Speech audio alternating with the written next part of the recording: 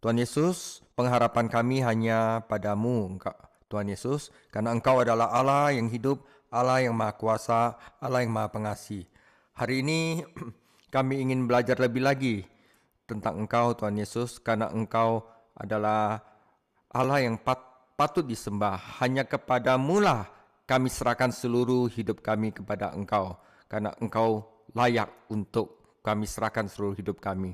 Tuhan Yesus, berikanlah iluminasi dan pemahaman tentang firman hari ini, sehingga kami dapat bertumbuh lagi dalam Engkau. Tuhan Yesus, jauhkanlah kami dari percobaan, lepaskanlah kami daripada yang jahat, karena Engkau adalah yang memiliki kekuasaan, kerajaan, dan kemuliaan sampai selama-lamanya. Amin. Ya, saudara, hari ini ada topik agak spesial yang Tuhan Yesus sendiri ajarkan, yaitu Tuhan Yesus akan menyingkapkan masa depan. Masa di mana kita sendiri belum lihat, saudara, ya. Nah, ini adalah yang pengajaran ke-10 dari Markus. Habis itu penderitaan Tuhan Yesus dan Tuhan Yesus menyelesaikan pekerjaannya, selesai. Oke, saudara, kita langsung masuk ke pendahuluan, di mana pendahuluan ini pun ada ayatnya. Jadi ada 4 ayat, kita baca dulu. Markus 13 ayat 1 sampai 4. Ketika Yesus keluar dari bait Allah, ya, seorang muridnya berkata kepadanya, "Guru, lihatlah betapa kokohnya batu-batu itu dan betapa megahnya gedung-gedung itu." Lalu Yesus berkata kepadanya, "Kau lihat gedung-gedung yang hebat ini? Tak ada satu batu pun akan dibiarkan terletak di atas batu yang lain. Semuanya akan diruntuhkan." Oke. Lalu keluar dari bait suci, ketika Yesus duduk di Bukit Zaitun. Saudara ingat ya, Bukit Zaitun yang berhadapan dengan bait Allah. Petrus, Yakobus, Yohanes, Andreas bertanya sendirian kepadanya, "Katakanlah kepada kami, bila manakah itu akan terjadi, dan apakah tandanya kalau semuanya itu akan sampai pada kesudahannya?" Saudara, ya, ini adalah, jadi Yesus di sini pertama dia masuk sebagai raja. Besok harinya dia mengutuk pohon ara, membersihkan bait suci, dan di sini pada ahli-ahli Taurat mencobai dia, dan setelah itu dia keluar dari bait suci, duduk di atas Mount of Olive, Bukit Zaitun di sini yang berhadapan dengan bait suci, ya, kira-kira 750 meter dari bait suci, ya. Kira-kira duduk sini dan mengajar murid-muridnya, yaitu khotbah tentang akhir zaman, saudara. Oke. Nah, kalau dalam bahasa Inggrisnya adalah Olivet Discourse. Ya, di sini ada 2 topik. Di sini adalah berhati-hati akan penyesat, hati-hati akan penipuan. Nah, kita juga harus hati-hati atas penipuan akhir zaman ini, ya. Kedua itu adalah taulah kita akan tanda-tandanya. Jadi di sini ada 2 hal yang akan diajarkan, yaitu hati-hati akan penipuan. Kedua, kita harus belajar tanda-tandanya. Know the sign. Oke, ya. Nah, ini bait suci, Yesus keluar ke atas gunung, dia mengajar murid-muridnya. Saudara. Nah, saudara, itu murid-muridnya kan waktu keluar dari bait suci dibilang, betapa megahnya gedung-gedung ini, betapa mewahnya. Oke? Nah, memang orang-orang Yahudi bangga dengan bait suci mereka. Meskipun faktanya bait suci itu dibangun oleh keluarga Herodes untuk menampung orang-orang Yahudi. Yesus telah memberikan nubuat tentang bait suci tersebut. Namun murid-muridnya malah terpesona oleh kemegahan bangun tersebut. Bayangkan betapa terkejutnya mereka ketika Yesus secara gamblang memberitahu mereka bahwa bangunan yang sangat mereka kagumi suatu hari nanti akan hancur. Satu batu tidak akan terletak di atas batu lain. Itu artinya apa? Hancur lebur, saudara. Kenapa? Para pemimpin Yahudi telah menajiskannya. Orang Romawi akan menghancurkannya. Jadi setelah jauh dari keramaian, ya, di atas bukit, murid-murid Yesus bertanya kepadanya, kapan peristiwa penting ini akan terjadi, dan apa yang akan terjadi yang menandakan hal itu akan segera terjadi bait suci bertepatan dengan akhir zaman dan kembalinya Tuhan mereka. Namun pertanyaan-pertanyaan mereka memberikan kesempatan kepada Yesus untuk menyampaikan pesan profetik, pesan kenabian yang umumnya kita disebut khotbah di Bukit Zaitun. Ini tercatat di Injil Matius dan Injil Lukas. Injil Markus itu paling singkat, saudara, ya. Nah, atau dikatakan dalam bahasa Inggris Olivet Discourse. Saudara, khotbah di Bukit Zaitun. Saudara, ini adalah khotbah yang penting. Saat kita mempelajari khotbah yang penting ini, saudara, kita harus mengikuti beberapa pedoman. Pertama, kita harus mempelajari khotbah ini dalam terang seluruh kitab suci, khususnya kitab Daniel, saudara. Nanti saya akan buka sedikit kitab Daniel. Kitab suci yang bersifat nubuatan selaras jika kita mempertimbangkan semua yang telah diwahyukan Allah. Kedua, saudara, kita harus melihat penerapan praktis dari khotbah ini. Yesus tidak menyampaikan khotbah ini untuk memuaskan keingintahuan murid-muridnya atau bahkan untuk meluruskan pemikiran mereka yang bingung. Setidaknya 4 kali dia berkata, ya, waspadalah. Dan dia menutup pidatonya dengan nasihat berjaga-jaga. Meskipun mempelajari pidato atau khotbah ini dapat membantu kita lebih memahami kejadian-kejadian di masa depan, kita tidak boleh membuat kesalahan dalam menetapkan tanggal. Oh, Yesus akan datang. Itu sesat, saudara, ya. Ketiga, saat kita mempelajarinya, kita harus lihat suasana Yahudi dalam khotbah tersebut, ya. Khotbah di Bukit Zaitun tumbuh dari beberapa pertanyaan yang diajukan kepada seorang rabi Yahudi oleh 4 orang Yahudi tentang masa depan bait suci Yahudi, ya. Kristus palsu khususnya akan menjadi perhatian orang Yahudi pada saat itu. Demikian pula peringatan mengenai pengadilan dan pengadilan orang Yahudi. Peringatan juga untuk melarikan diri dari Yudea. Yang terakhir, saudara, kita harus ingat bahwa pasal ini menggambarkan suatu periode waktu yang dikenal sebagai masa kesengsaraan atau masa kesusahan Yakub. The Tribulation Period, 7 tahun, saudara. Atau disebut juga masa murka. Atau juga disebut masa kemarahan dan hukuman. Nah, Nabi Daniel lah yang memberikan kita kunci tersebut sehingga menghasilkan pemahaman yang lebih baik tentang rangkaian peristiwa ini, saudara. Nah, oleh karena itu, dalam Markus 13, Yesus menjelaskan 3 tahapan dalam masa kesengsaraan ini. Yang pertama adalah 3,5 tahun pertama disebut first half of tribulation, yaitu paruh pertama kesengsaraan.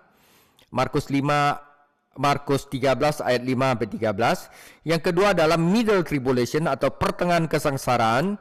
Markus 5 ayat 14-18. Yang terakhir adalah paruh akhir kesengsaraan atau last half of tribulation, 3,5 tahun terakhir. Ya, Markus 13 ayat 19-37. Yesus kemudian menutupnya dengan 2 perumpamaan yang mendorong orang-orang percaya untuk berjaga-jaga dan waspada.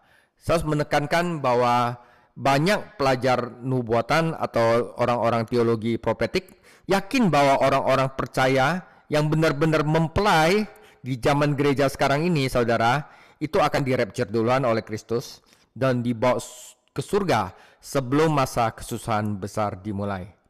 Ya.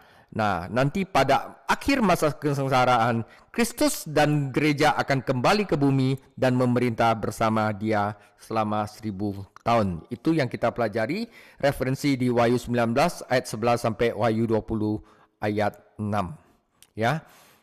Oke, tapi kita juga perlu belajar tentang ini, saudara. Ya.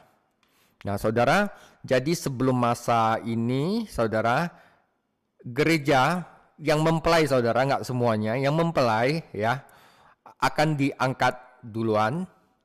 Nah, di sini itu, saudara, itu nggak ada pendalaman Alkitab oleh guru-guru bagus lagi. Guru-guru yang bagus itu udah diangkat, saudara, ya. Nggak ada guru gembala yang baik, nggak ada. Adanya penyesatan di sini, saudara. Dan orang Yahudi mulai lagi tentang ritual dan Levitical system, saudara. Nah, Alkitab juga susah nanti, saudara, pada zaman ini, ya. Yang baik-baik itu udah diangkat, saudara, ya. Makanya masa kesusahan ini adalah masa penipuan. Israel masih diprotected, saudara. Ya, tapi ini adalah setelah ada perjanjian perdamaian di Timur Tengah dulu, barusan mulai ini. Nah, setelah 3 tahun ya setengah, antikris akan mengumumkan bahwa dialah sebagai penguasa di bumi. Nah, saat itu makanya orang Israel akan disiksa habis-habisan selama 3,5 tahun terakhir. Di sini mereka akan dipaksa untuk menyembah setan dan antikris. Ya, setelah itu barusan dalam periode 7 tahun, Yesus Kristus dan gerejanya akan turun kembali untuk menghakimi mereka. Mereka akan disapu seperti zamannya Nuh, tapi gereja Tuhan akan datang bersama Kristus di dalam langit dan bumi yang baru memerintah selama 1000 tahun. Nah, kira-kira adalah seperti itu, saudara. Yang seal dan trompet itu ada sama bowls itu ada di kitab Wahyu, kita nggak usah pelajari terlebih dahulu, tapi kira-kira adalah seperti ini. Ya, saudara. Karena itu Yesus katakan, ya, yang paruh pertama dari kesengsaraan, kita baca firman-Nya, maka mulailah Yesus berkata kepada mereka, waspadalah supaya jangan ada yang menyesatkan kamu, jangan tipu kamu. Ya, akan datang banyak orang dengan memakai namaku dan berkata, akulah dia, dan mereka akan menyesatkan banyak orang. Nah, saudara, tanda pertama ini adalah awal-awal ini.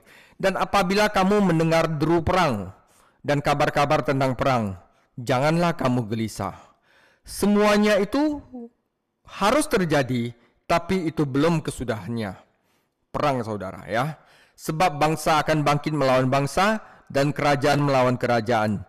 Akan terjadi gempa bumi di berbagai tempat dan akan ada kelaparan. Semua itu barulah permulaan penderitaan menjelang zaman baru.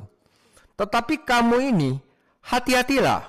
Kamu akan diserahkan kepada majelis agama dan kamu akan dipukul di rumah ibadat dan kamu akan dihadapkan ke muka penguasa-penguasa dan raja-raja karena aku sebagai kesaksian bagi mereka. Tetapi Injil harus diberitakan dahulu kepada semua bangsa. Dan jika kamu digiring dan diserahkan, janganlah kamu khawatir akan apa yang harus kamu katakan, tetapi katakanlah apa yang dikaruniakan kepadamu pada saat itu juga, sebab bukan kamu yang berkata-kata, melainkan Roh Kudus. Nah, saudara, ini ada perang saudara juga. Seorang saudara akan menyerahkan saudaranya untuk dibunuh. Demikian pula seorang ayah terhadap anaknya, dan anak-anak akan memberontak terhadap orang tuanya dan akan membunuh mereka. Kamu akan dibenci semua orang oleh karena namaku. Tetapi, saudara, ini pengharapannya. Orang yang bertahan sampai kesudahannya, ia akan selamat. Ini adalah paruh pertama dari kesengsaraan. Paruh pertama dari kesengsaraan. Pernyataan kuncinya ada di akhir Markus 13 ayat 8. Inilah permulaan penderitaan. Ya, kata permulaan penderitaan itu, dapat diterjemahkan seperti rasa sakit bersalin, saudara. Yang menunjukkan bahwa dunia pada saat itu akan seperti seorang perempuan yang sedang dalam masa sakit bersalin. Referensinya itu. Itu saat kesedihan dan kesengsaraan yang mengerikan bagi seluruh dunia. Pesannya pertama adalah jangan tertipu. Yang paling mengerikan itu tertipu, saudara, tertipu pengajaran sesat, guru-guru palsu, yang kayak gitu-gitu ya. Yesus menyebutkan hal-hal yang tidak boleh dianggap sebagai tanda-tanda kedatangannya. Sebaliknya hal-hal tersebut merupakan indikasi bahwa rasa sakit bersalin, yaitu penderitaan baru saja dimulai. Negara-negara akan saling berkonflik, saudara. Ya, sekarang saudara-saudara udah tahu ya, Rusia dan Ukraina, China dan Taiwan, Korea Utara juga aliansi ya, Korea Utara, Korea Selatan, Amerika, ya, Israel dan Hamas, semuanya sedang berkonflik, saudara. Hampir seluruh dunia itu sedang berkonflik. Bencana alam, saudara, ya. Ada bencana alam ya, akhir-akhir ini gempa bumi itu cukup banyak ya. Dan penganiayaan agama, saudara, ya. Dan peristiwa-peristiwa itu dibandingkan dengan rasa bersakit bersalin. Tuhan kita mungkin mengatakan bahwa percepatan dari hal-hal ini akan menjadi hal yang signifikan. Itu adalah tanda-tanda akhir zaman, saudara. Nah, di belakang dan tanda-tanda lainnya adanya Mesias palsu. Halaman-halaman sejarah dipenuhi oleh kisah-kisah tragis tentang Mesias palsu, nabi palsu, ya. Dan murid-murid Tuhan Yesus pun pada zaman itu yang antusias namun jadi mudah tertipu. Sekarang di Korea itu ada satu ajaran langit bumi yang baru. Sin saya lupa namanya, sin apa yang dia punya. Pendeta bilang hanya dengan masuk kepada gereja saya semua orang bisa selamat. Itu nabi palsu itu, dan saya adalah juru selamat gitu. Wah, nah itu jangan dipercaya saudara. Banyak sekali, dan mereka itu banyak menargetkan para gembala-gembala, para bahkan guru STT pun diciduk sama mereka istilahnya. Mereka ada daftar list pendeta-pendeta yang bisa mereka apa gitu loh, ya.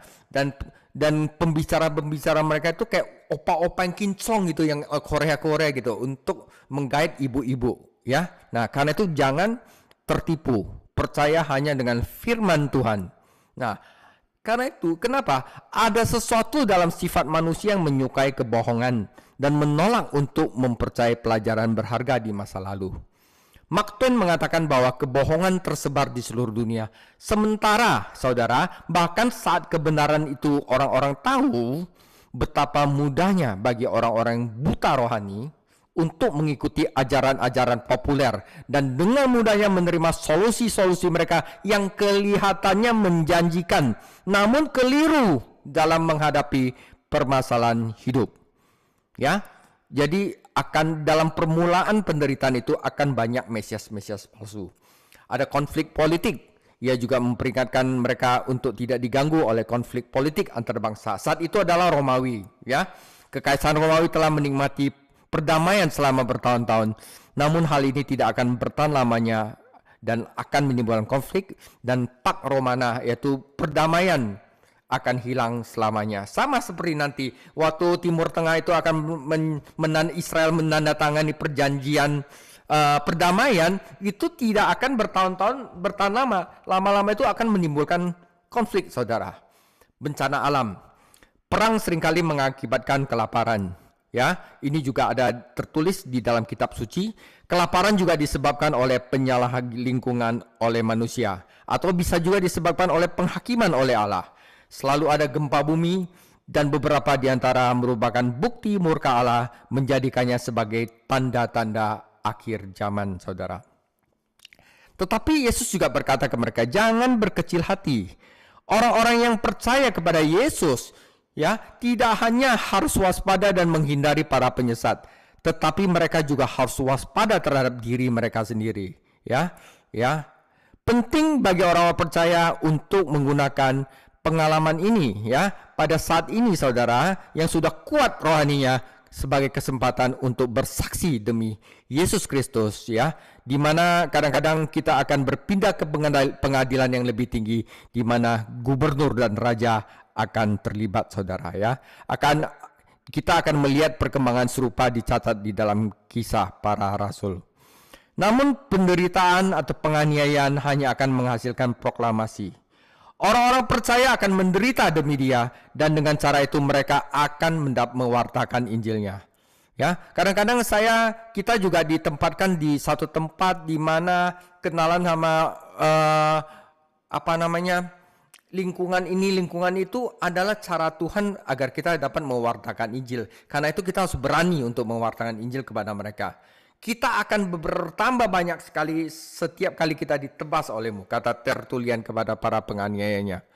Darah-darah orang Kristen adalah benih yang akan bertumbuh, saudara. Walaupun mati dicurahkan ke dalam tanah, maka itu akan tumbuh terus. Meskipun menurut saya pemberitaan Injil kepada sebuah bangsa bukan merupakan syarat kedatangan Tuhan kembali, tetapi hal ini adalah hal yang merupakan amanat dari Yesus Kristus kepada seluruh umatnya. Saudara, memang tidak mudah bagi orang biasa untuk menghadapi pengadilan gubernur atau raja. Namun Yesus meyakinkan mereka, murid-muridnya, bahwa Roh Kudus akan melayani melalui mereka kapanpun mereka mempunyai kesempatan untuk apa? Memberikan kesaksian dan digunakan sebagai alasan atau penopang pada pengkhotbah yang kurang siap. Ini merupakan dorongan bagi semua orang percaya yang dengan tulus ingin bersaksi bagi Kristus dan untuk menghormati Dia. Ya, tidak akan ada kesulitan untuk memberitakan kesaksian tentang Kristus ketika kesempatan itu tiba. Nah, di dalam Romawi, murid-muridnya, kita dapat memahami penganiayaan dilakukan itu secara resmi. Jadi, Kaisar menurunkan titah bahwa semua yang tidak menyembah Kaisar sebagai raja harus dibunuh. Ya, tapi kadang-kadang mengapa teman dan anggota keluarga menciptakan masalah bagi orang-orang percaya? Kadang-kadang anggota keluarga sendiri pun akan menciptakan sesuatu ya. Seorang ayah akan menyerahkan anaknya, saudara akan menyerahkan saudaranya. Anda akan berpikir bahwa keluarga-keluarga Yahudi pada khususnya akan setia satu sama lain. Tetapi saudara, iman Kristen itu dipandang sebagai bidat dan penghujatan, baik orang Yahudi maupun orang bukan Yahudi. Jadi orang Kristen itu ada di tengah-tengah. Padahal orang Yahudi 2 kali sehari, orang Yahudi Ortodoks menegaskan, dengarlah hai Israel, Tuhan Allah kita adalah Tuhan yang Esa. Tetapi siapa mengatakan Yesus adalah Tuhan dihujat dan layak dihukum mati. Itu untuk orang Yahudi. Orang Roma mengharapkan warganya untuk menyatakan Kaisar adalah Tuhan, atau mereka menanggung akibatnya atas mereka, kadang-kadang bangsa mereka, dan kepada orang yang mereka cintai. Saudara, penyebab sebenarnya dari penganiayaan itu dinyatakan dalam Markus 13:13 adalah demi namaku, demi nama Yesus Kristus.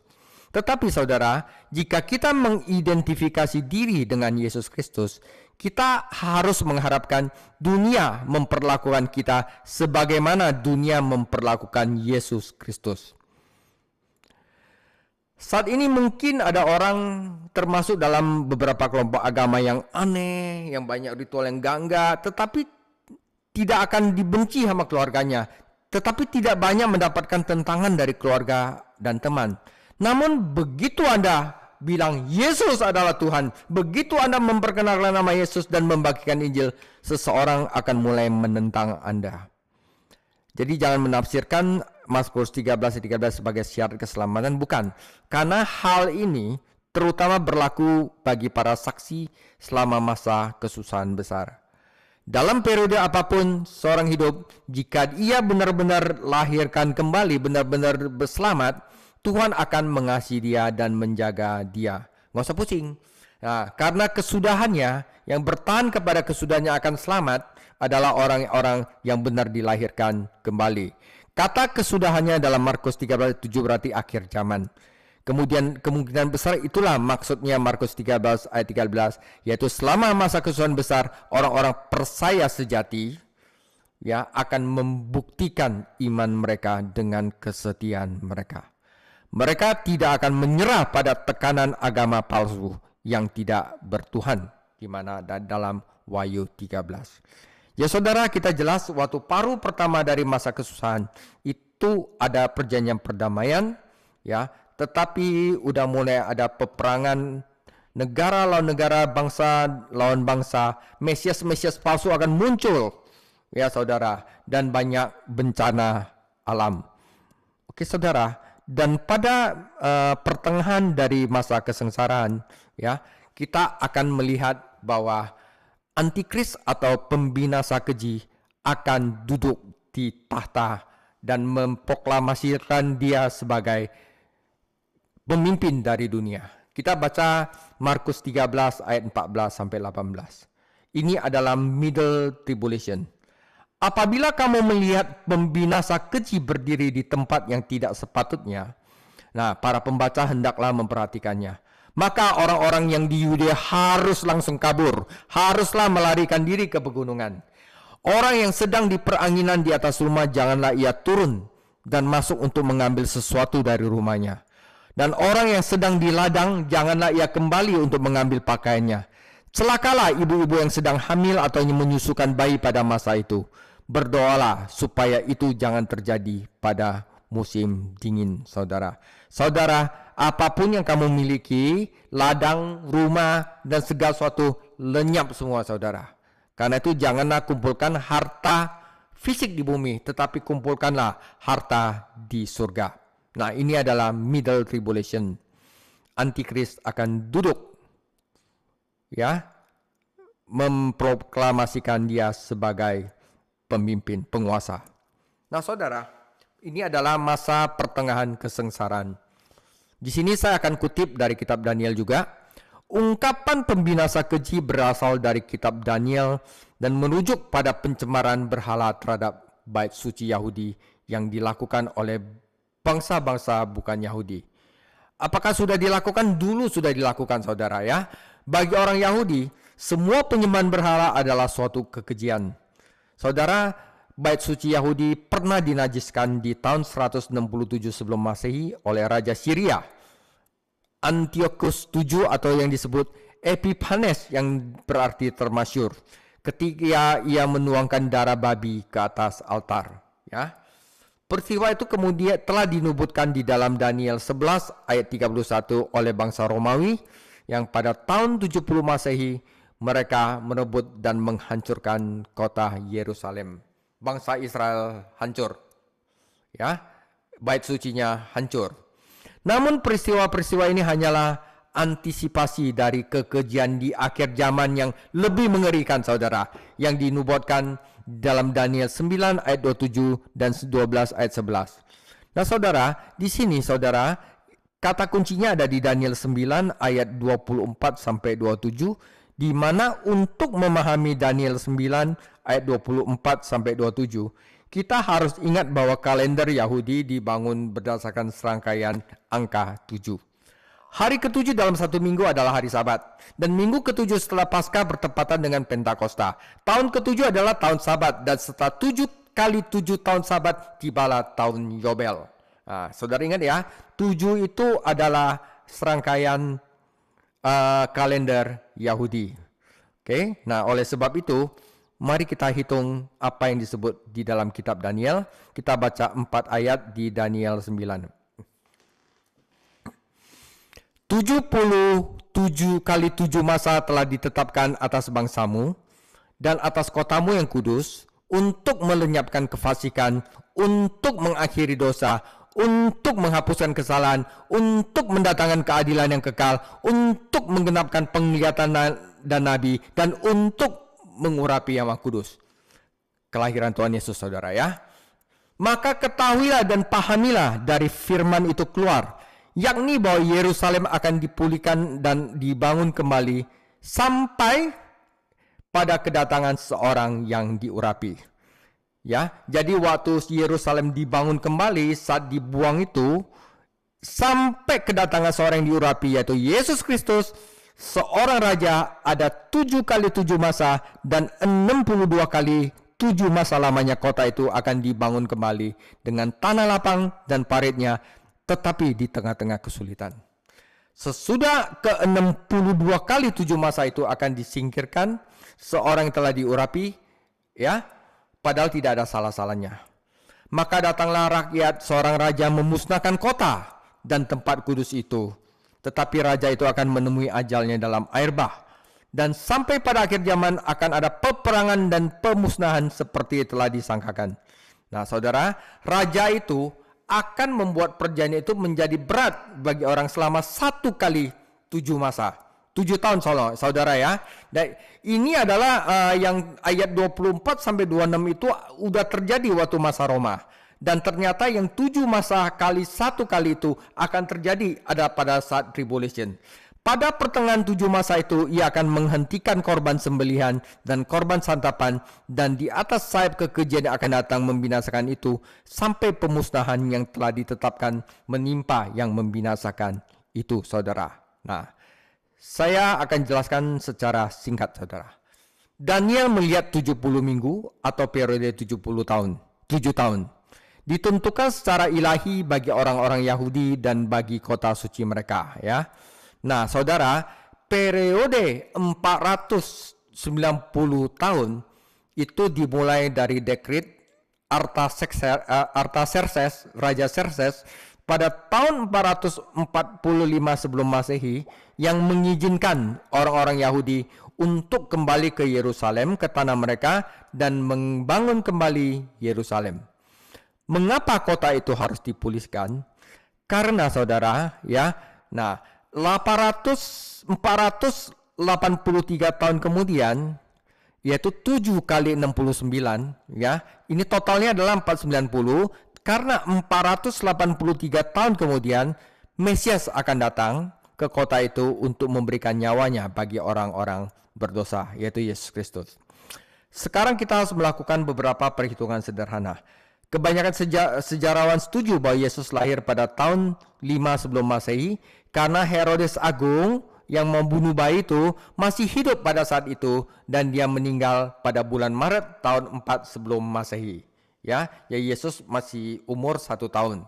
Ya, jadi karena Herodes itu matinya 4 sebelum Masehi, ya udah pasti Yesus lahirnya itu adalah sebelum itu, yaitu 5 sebelum Masehi. Ya.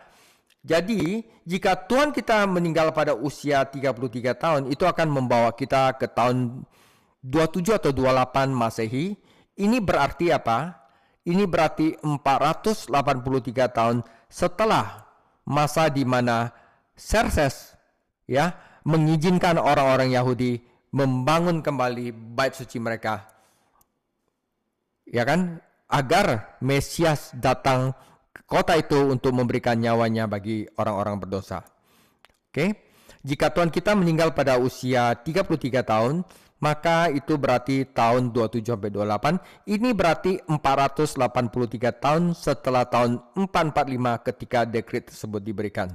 Nah, saudara, kalau kita hitung, kita telah memperhitungkan 483 tahun dari 490 tahun Daniel. Jadi masih ada kurang 7 tahun. Tetapi bagaimana dengan 7 tahun sisanya?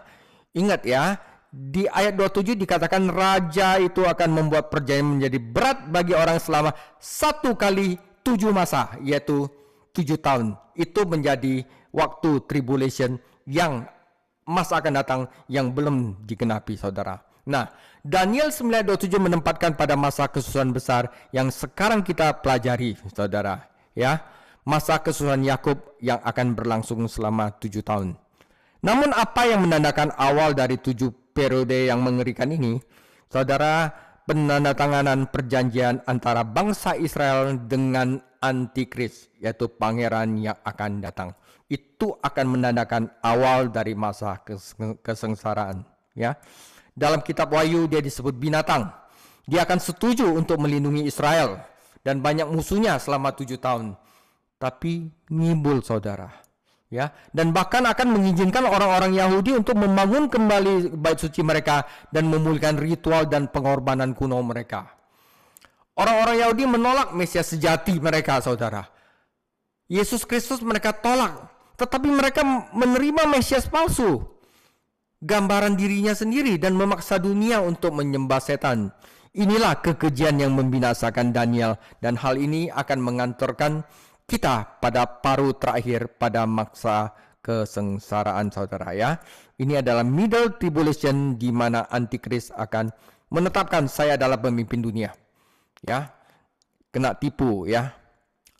Waktu yang dikenal sebagai kesengsaraan besar, perhatikan dalam Markus 13:14 bahwa ada pesan tanda kurung Markus untuk pembaca di masa depan. Ya, bukan untuk pendengar ketika Yesus menyampaikan pesan ini, mereka melihat peristiwa ini. Kepada kita, saudara, Yesus memberikan peringatan khusus kepada orang Yahudi yang percaya di Yerusalem dan Yehuda. Keluarlah secepat mungkin. Perintah yang sama ini diterapkan ketika Roma menyerang Yerusalem pada tahun 70 Masehi. Ya, dan semuanya itu sudah diramalkan, dan kita bisa lihat referensinya di Lukas 21 ayat 20-24 dan juga Daniel 9 ayat 20 dan meramalkan invasi ini. Apa yang terjadi pada tahun 70 Masehi memberikan pertanda tentang apa yang akan terjadi nanti di middle of tribulation. Saudara, mungkin Markus 13 ayat 14 sampai 18 yang middle tribulation tidak berlaku bagi mempelai Kristus saat ini, karena kita akan di rapture duluan, ya. Namun, hal ini mengingatkan bahwa kita umat Tuhan di setiap zaman harus mengetahui yang namanya prophetic, firman nubuatan, dan bersiap-siap untuk menanti Tuhan Yesus kapan saja. Berjaga-jaga, saudara. Oke, kita selesai middle tribulation, kita akan masuk ke masa yang paling mengerikan sekali, yaitu paruh akhir dari kesengsaraan besar. 3,5 tahun terakhir. Oke, sebab pada masa itu akan terjadi siksaan yang seperti yang belum terjadi sejak awal dunia yang diciptakan Allah sampai sekarang, dan yang tidak akan terjadi lagi. Berarti udah benar-benar yang paling mengerikan sekali, saudara. Dan sekiranya Tuhan tidak mempersingkat waktunya, maka dari segala yang hidup tidak akan ada yang selamat. Akan tetapi oleh karena orang-orang pilihan yang telah dipilihnya, Tuhan mempersingkat waktunya. Pada waktu itu jika ada orang berkata kepada kamu, lihat, Mesias ada di sini, atau lihat, Mesias ada di situ, jangan kamu percaya. Sebab Mesias-Mesias palsu dan nabi-nabi palsu akan muncul, dan mereka akan mengadakan tanda-tanda dan mujizat-mujizat dengan maksud untuk menipu, sekiranya mungkin menyesatkan orang-orang pilihan. Hati-hatilah kamu, aku sudah terlebih dahulu mengatakan semua ini kepada kamu. Tetapi pada masa itu, sesudah siksaan itu, matahari akan menjadi gelap dan bulan tidak bercahaya. Dan bintang-bintang akan berjatuhan dari langit, dan kuasa-kuasa langit akan goncang. Pada waktu itu orang akan melihat Anak Manusia datang dalam awan-awan dengan segala kekuasaan dan kemuliaannya. Dan pada waktu itu pun ia akan menyuruh keluar malaikat-malaikatnya, dan akan mengumpulkan orang-orang pilihannya dari keempat penjuru bumi, dari ujung bumi sampai ke ujung langit. Saudara, tariklah pelajaran dari perumpamaan pohon ara. Ingat, pohon ara adalah Israel, negara Israel, saudara. Ya, yang dikutuk Tuhan sampai kering. Itu artinya apa? Pada tahun 70 Israel dihancurkan, Yerusalem dihancurkan. Benar kan? Hancur rontang. Tetapi ada saatnya apabila ranting-ranting melembut dan mulai bertunas, kamu tahu bahwa musim panas sudah dekat. Demikian juga jika kamu lihat hal-hal itu terjadi, ketahuilah pada waktunya sudah dekat, sudah di ambang pintu. Ya saudara, Inggris memberikan Israel suatu negara pada tahun 1948. Ya, berarti apa? Ada yang bertunas, saudara, dari pohon keara yang udah dikering, saudara. Nah, aku berkata kepadamu, sesungguhnya angkatan ini tidak akan berlalu sebelum semuanya terjadi. Langit dan bumi akan berlalu, tetapi perkataanku tidak akan berlalu.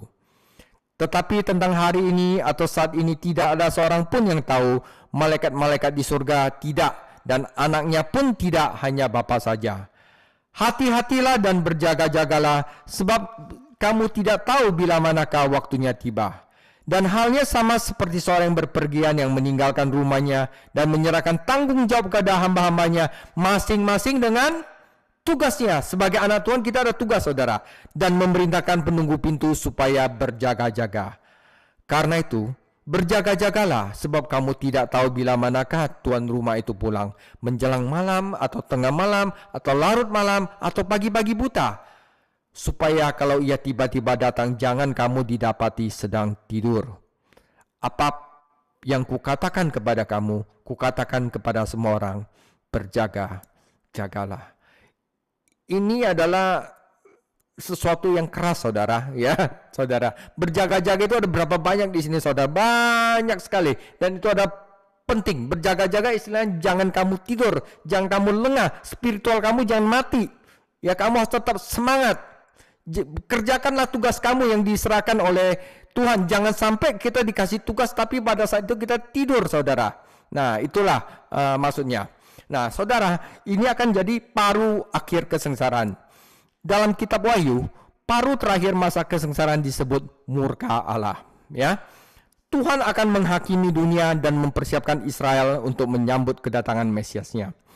Ini akan menjadi masa penghakiman yang intensif, yang habis-habisan, saudara, yang belum pernah dan akan pernah terjadi lagi di dunia. Di dalamnya Tuhan akan melaksanakan tujuan-tujuannya dan menyiapkan panggungnya untuk kedatangan Yesus Kristus, Sang Penakluk. Bahkan di tengah murkanya Allah mengingat belas kasihan, dan demi orang-orang pilihannya, Dia mempersingkat masa-masa kesengsaraan. Memperpendek masa-masa itu berarti dia membatasi masa-masa itu menjadi 3,5 tahun yang sudah ditentukan dan berhenti pada waktunya. Penipuan setan akan terus berlanjut sampai akhir, dan Kristus palsu serta nabi-nabi palsu akan menyesatkan orang-orang. Bahkan mereka akan melakukan mujizat, saudara. Jangan percaya mujizat, saudara. Percaya kepada firman Tuhan. Mujizat-mujizat itu begitu menipu, sehingga orang-orang pilihan pun akan tergoda untuk mempercayai dusta mereka. Mujizat itu sendiri bukanlah bukti dari dan persetujuan ilahi, saudara. Tetapi bukti dari persetujuan ilahi hanyalah firman Tuhan. Masa kesengsaraan akan mencapai puncaknya dengan munculnya tanda-tanda yang mengerikan di langit dan kekacauan di bumi. Tanda-tanda ini telah dinubuatkan oleh para nabi dan akan mempersiapkan jalan bagi kedatangan Yesus Kristus ke bumi, datang untuk menegakkan pemerintahnya di bumi. Markus 13:27 menggambarkan pengumpulan kembali Israel, saudara. Ya, anak-anak yang itu ya, dari bangsa-bangsa di mana mereka tersebar di seluruh dunia, dan percayalah kepadanya. Dan bangsa itu akan tercipta dalam kekudusan dan kemuliaan, bahwa masa depan yang gemilang bagi Israel itu dinyatakan oleh Rasul Paulus di dalam Roma 11. Ya, kita belum pernah belajar Roma, nanti akan belajar, saudara. Yesus tidak ingin murid-muridnya terlalu terlibat dalam nubuatan masa depan sehingga mereka mengabaikan tanggung jawab masa kini.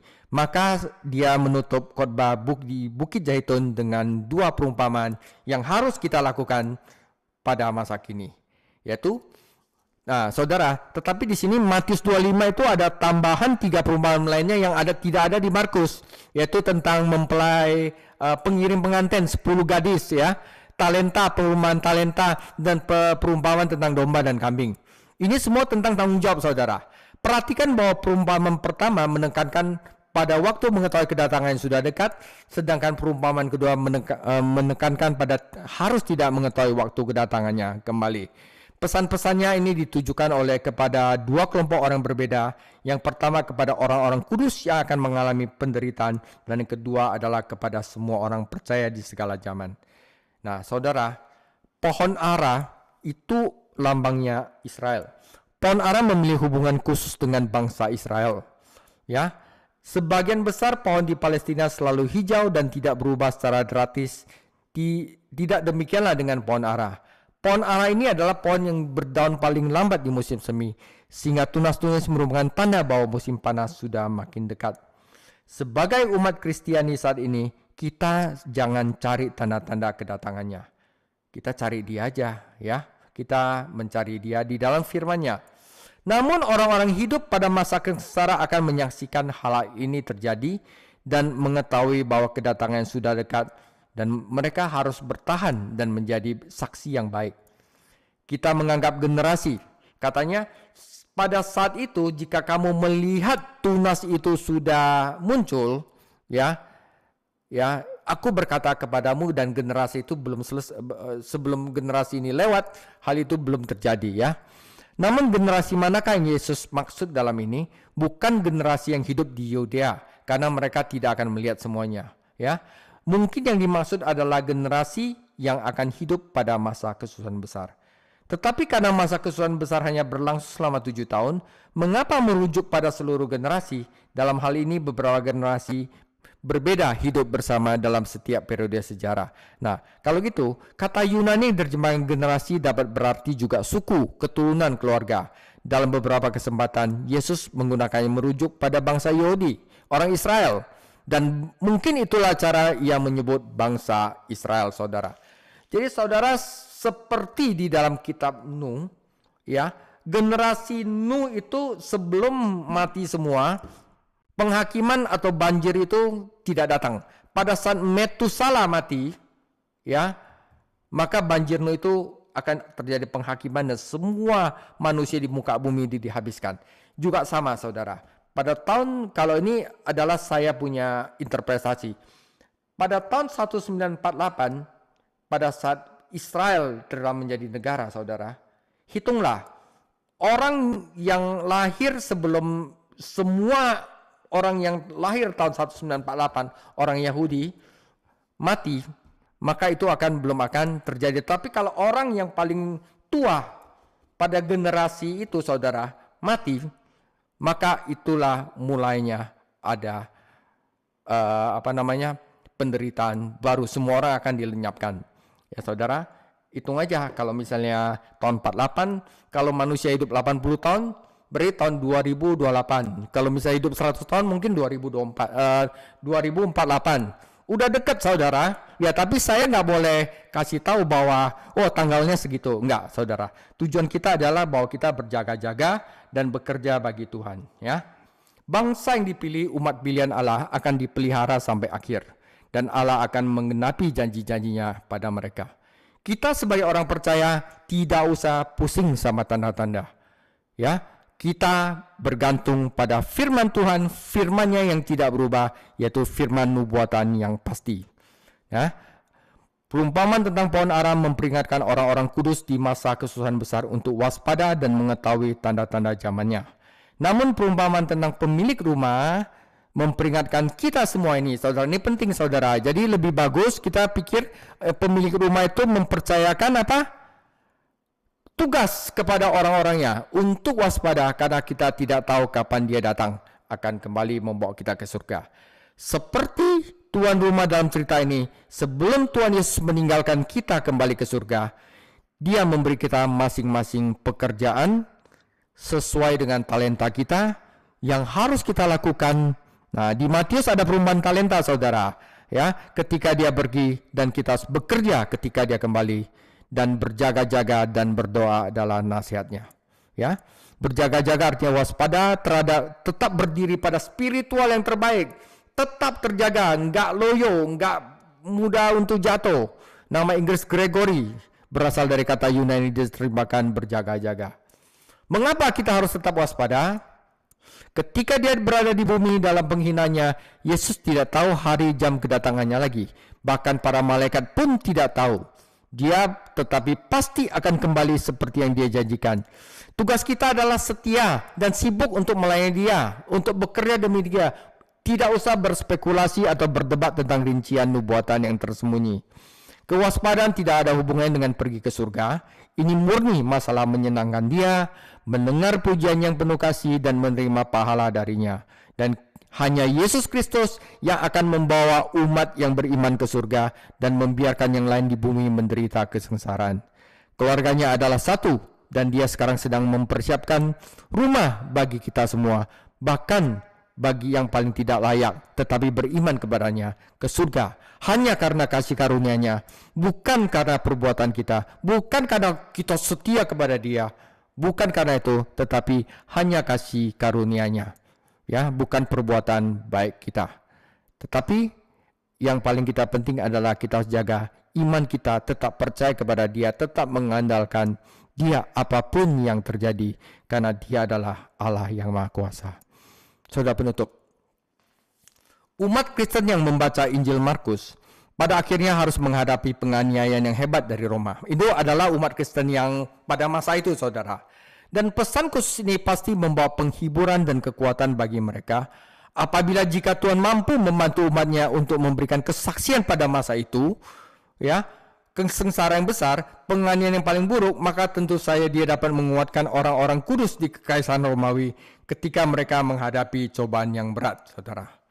Meskipun orang-orang Kristen saat ini tidak akan mengalami penderitaan yang mengerikan yang dijelaskan di dalam pasal ini, karena mungkin kita di rapture duluan, yang udah benar-benar mempelai, saudara, ya. Karena waktu di perumpamaan mempelai nggak siap-siap, saudara. Akhirnya pintu ditutup, hanya 5 yang membawa lentera doang yang masuk. Nah, kita akan mengalami penganiayaan dan kesengsaraan di dunia sebelum Tuhan datang kembali. Karena itu, saudara, Markus 13 dapat diterapkan pada kehidupan kita sendiri. Berhati-hatilah agar kamu tidak tertipu. Berhati-hatilah agar kita tidak kehilangan semangat dan putus asa dalam menghadapi dunia ini dan menyerah. Dan apa yang aku katakan kepadamu, aku katakan kepada semua orang, kita berjaga-jagalah. Markus 13 ayat 37. Demikian firman Tuhan. Kita akan ada 2 pengajaran lagi di kitab Markus, yaitu ini Tuhan Yesus sebelum dia menyerahkan dirinya untuk sengsara, dia katakan ini kepada murid-muridnya agar kalau misalnya ada cobaan, penghiburan, mereka bisa kuat. Nah, setelah itu Tuhan Yesus menyerahkan dirinya, penderitaan Tuhan Yesus. Oke?